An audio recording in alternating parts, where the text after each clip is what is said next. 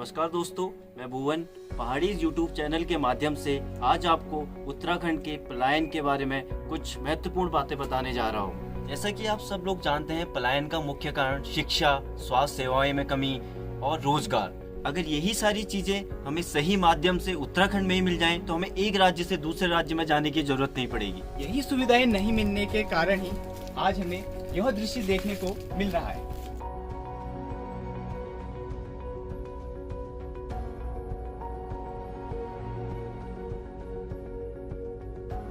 योगेश, जैसा कि आपको याद है कि ये वही जगह है जहाँ हम लोग ट्यूशन के लिए आया करते थे और यहाँ पे बच्चों की इतनी चहल पहल हुआ करती थी और हम यहाँ पे खेल कूद भी काफी खेलते थे। बिल्कुल, मुझे यही याद है कि यहाँ पे हम अड्डू खेला करते थे।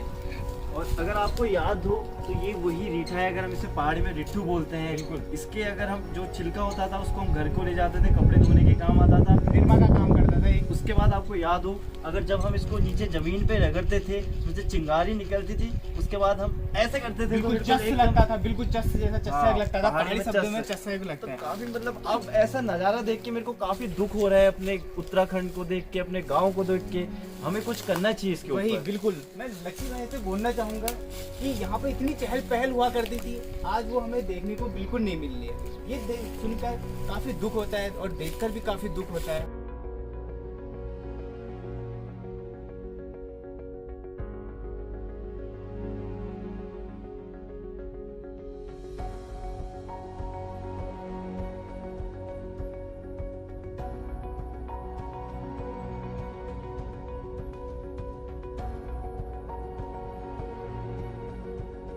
चेतन जी, जरा वहाँ फोकस कीजिए। हमारे मैनारी जी हमारे बीच में आए हैं, तो थोड़ा सा प्लान के बारे में रूबरू देंगे। काफी बढ़िया बढ़िया। और भले यार बढ़िया, ये बताएंगे है, थोड़ा प्लान के बारे में बताएंगे, रूबरू कराएंगे। आप जरा से इनसे पूछते हैं। देखिए, जो भुवन जी और योगेश जी, आज जो पहाड़ों में जो पलायन का जो मुख्य कारण है वो है रोजगार। हमारे गांव में न तो कोई रोजगार है, ठीक है। दूसरी सबसे बड़ी समस्या क्या है? स्वास्थ्य से, ठीक है। रोजगार और स्वास्थ्य दो ऐसी समस्याएं हैं जिनकी वजह से हमारे पहाड़ों में जो है बहुत ज्यादा पलायन हो रहा है। आप देख रहे हो, खैर हम तो, आप भी, मैं भी, अभी हम करंट जनरेशन के, जो हमारे पुराने बुजुर्ग थे उनके मुंह से आपने सुना होगा। कभी कभार गांव में क्या होता था, कितने पॉपुलेशन थे वाले गांव में, कितने लोग थे। अच्छा। और आज मैं खुद गांव में कभी कभार भ्रमण करता हूँ, तो अब मेरे को आज गांव की जो टोटल कुल जनसंख्या है वो 150 के आसपास लगती है, 150 से 200। ये तो सही हाँ, बात एक समय था कि जब हमारे गांव में 150 के लगभग परिवार रहते थे। अब एक घर में अगर 4 आदमी भी मानते हो आप, तो 600 लोगों का गांव था। और आज वही स्थिति क्या है, 150 से 200 के बीच सिमट के रह चुका है। अब एक जीता जागता पुराना, आप ये घर को ही देख लीजिए जहाँ हम अभी बैठे हैं। अच्छा। ये आप इधर से, आप इधर से आए थे, इस तरफ से, तो उधर आपने देखी थी पूरी बाकली, पूरी बंजर पड़ी, कुछ है ही नहीं, दरवाजे तक नहीं। एक समय ऐसा था, सिर्फ इधर की पट्टी वाले, जहाँ उधर से आए, ये लोग मिलकर रामलीला करते थे। बिल्कुल, ये यहाँ पर हमने भी सुना है, अपने बूबू अम्मा लोगों से हमने भी सुना। यहाँ रामलीला होती थी, सिर्फ यहीं के लोग। अब रामलीला में आपको जैसे पता है कितने एक्टर होते हैं। मेरे वो तारू चाचा और कल्लू चाचा बोलते हैं यहाँ पे उनका एक गुच्छी या आंटी। हाँ, यहाँ पर चलता था। ये रास्ता है। अच्छा, यहीं पे जो रास्ता है सीधा है, यहीं पे। वो गुच्छी क्या होता है, मतलब गुच्छी क्या चीज होता है? वो बोलते हैं हम गुच्छी खेला करते थे। तो गुच्छी उस टाइम, अब बाद में तो पैसे का प्रचलन हो गया था। उस टाइम क्या था, पैसे की कमी थी लोगों में, पैसे नहीं होते थे, तो क्या करते ना, दारू की बोतल, पेप्सी की बोतल, उनके ढक्कनों को प्लेन करके, जो ढक्कन रखा ऊपर से, वही पहाड़ी शब्द है, थेच जैसे कि पहाड़ पे थेच थाच के उसको बिल्कुल प्लेन बना लिया, गुच्छी हो गई। उसके बाद एक क्या करते, बड़ा सा पत्थर लेते थे गोल, उसी कटिंग में।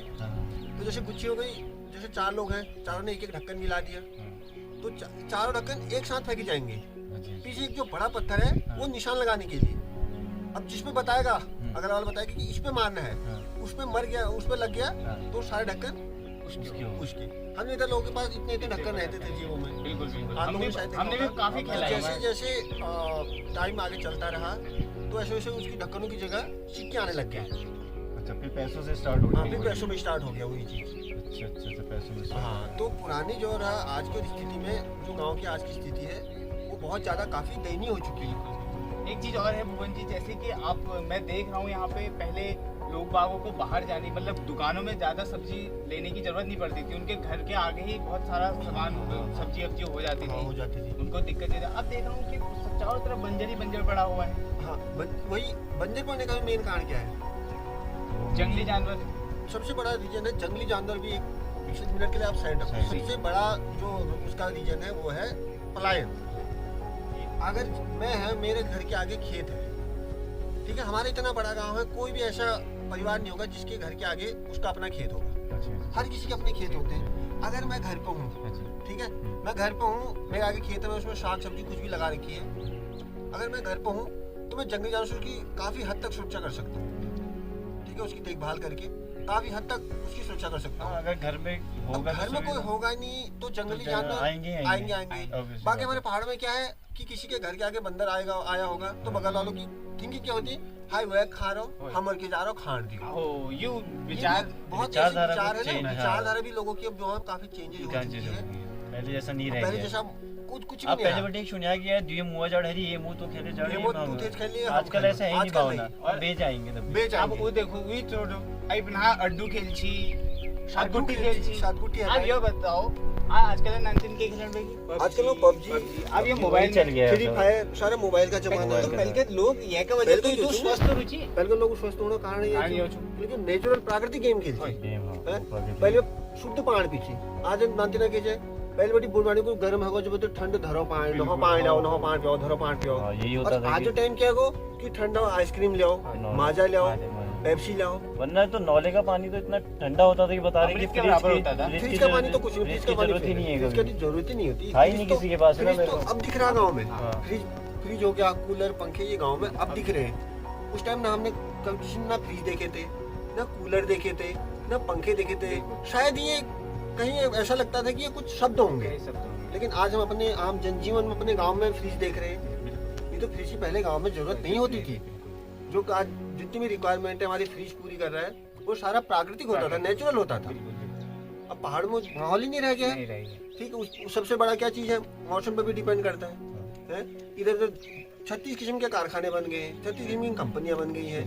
पूरा जहाँ में ग्लोबल वार्मिंग को नहीं, सब इफेक्ट है। न तो चौमास में पहली बार सोची दो गाड़ खाड़ महल डेढ़ महल तक गाड़ रहे जी नहीं, आज तुम देख जा मुश्किल है। जैसे हमारे पास समय की जो आपूर्ति कम होने के कारण मैं आपसे सिर्फ 2 लाइन ये बताएंगे आपकी अपने माध्यम से कि हमें अपने मातृभूमि पितृ जन्मभूमि में अवश्य एक घर बनाना जरूरी है। अगर आप यहाँ से जा भी रहे हैं बाहर, बट एटलीस्ट आपके पास यहाँ पे घर होना चाहिए। बिल्कुल। जैसे कि आप इसका मुख्य एक एग्जांपल है, काफी मुख्य एग्जांपल है, जैसे अभी कोरोना का दौर। इसको लेकर मैं आपको स्पष्टीकरण देना चाहूंगा। हाँ जी, कि हम चलो बाहर, हमें यहाँ रोजगार नहीं है, शिक्षा का अभाव है, स्वास्थ्य का अभाव है।